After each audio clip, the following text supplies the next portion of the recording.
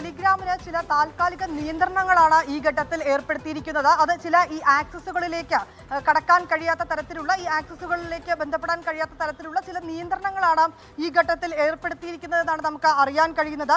അത് electronics and information technology മന്ത്രാലയത്തിന്റെ കൂടി നിർദ്ദേശപ്രകാരമാണ് ഇത്തരം ചില നിയന്ത്രണങ്ങൾ ടെലിഗ്രാമിൽ ഏർപ്പെടുത്തിയിട്ടുള്ളത്. ഈ ഏർപ്പെടുത്തിയിരിക്കുന്ന നിയന്ത്രണങ്ങൾ, അത് ഏറ്റവും പ്രധാനമായി പറയേണ്ടത്, ഈ നീറ്റ് പുനഃപരീക്ഷ 21-നാണ്, ജൂൺ 21-നാണ് പുനഃപരീക്ഷ നടക്കുന്നത്. 22 വരെയാണ് ഈ നിയന്ത്രണങ്ങൾ ഏർപ്പെടുത്തിയിരിക്കുന്നത്. നേരത്തെ തന്നെ ടെലിഗ്രാം വഴി ഈ വിദ്യാർത്ഥികളെ വഞ്ചിതരാക്കുന്ന തരത്തിലുള്ള ചില നടപടികൾ ഉണ്ടാകുന്നു. ഇവർക്ക് ഈ വ്യാജ ചോദ്യപേപ്പറുകൾ വിൽക്കുന്ന സംഭവങ്ങളുണ്ട്. ഒപ്പം തന്നെ ചോദ്യപേപ്പറുകൾ ലീക്ക് ആകുന്നു എന്ന തരത്തിൽ ചില ടെലിഗ്രാം അക്കൗണ്ടുകളിലൂടെയൊക്കെയുള്ള വ്യാജ പ്രചരണം നടക്കുന്നുവെന്നൊക്കെയുള്ള NTA-യുടെ പരാതികളുണ്ടായിരുന്നു. ഇതുമായി ബന്ധപ്പെട്ട് നേരത്തെ തന്നെ അന്വേഷണങ്ങൾ നടന്നു വരികയായിരുന്നു. ഈ ടെലിഗ്രാമിന്റെ തന്നെ 50ഓളം ടെലിഗ്രാം അക്കൗണ്ടുകൾക്കെതിരെ നടപടിയെടുക്കുകയും കഴിഞ്ഞ ദിവസം ഈ 50ഓളം ടെലിഗ്രാം അക്കൗണ്ടുകൾ പൂട്ടിപ്പിക്കുകയും ചെയ്തിട്ടുണ്ട്. ഇതിന് പിന്നാലെയാണ് ഈ ടെലിഗ്രാമിലേക്ക് ഇപ്പോൾ ചില നിയന്ത്രണങ്ങൾ കൂടി ഏർപ്പെടുത്തിയിരിക്കുന്നത്. ഏറ്റവും പ്രധാനമായി പറയുന്നത്, വിദ്യാർത്ഥികൾക്ക് അനാവശ്യമായിട്ടുള്ള ഒരു ആശങ്ക ഒഴിവാക്കുന്നതിന്റെ കൂടി ഭാഗമായിട്ടാണ് മന്ത്രാലയത്തിന്റെ ഇത്തരമൊരു നടപടി എടുത്തിരിക്കുന്നത് എന്നുള്ളത് തന്നെയാണ്. അതിലേറ്റവും ഒരു കാര്യം എടുത്തു പറയേണ്ടത്, ഈ കഴിഞ്ഞ ദിവസങ്ങളിലേക്കെല്ലാം ആദ്യഘട്ടത്തിൽ നീറ്റ് പരീക്ഷ നടന്നപ്പോൾ ഇത്തരത്തിലേക്ക്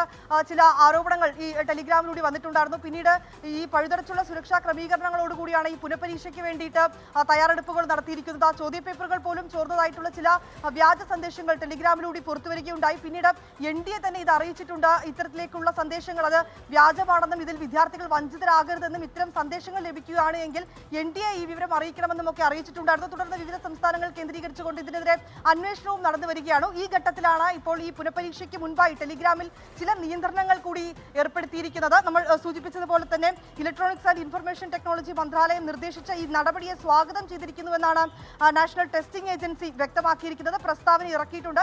ഈ ടെലിഗ്രാം അക്കൗണ്ടുകളിലേക്കുള്ള ചില ആക്സസുകളിലുള്ള നിയന്ത്രണമാണ് ഈ ഘട്ടത്തിൽ ഏർപ്പെടുത്തിയിരിക്കുന്നത്.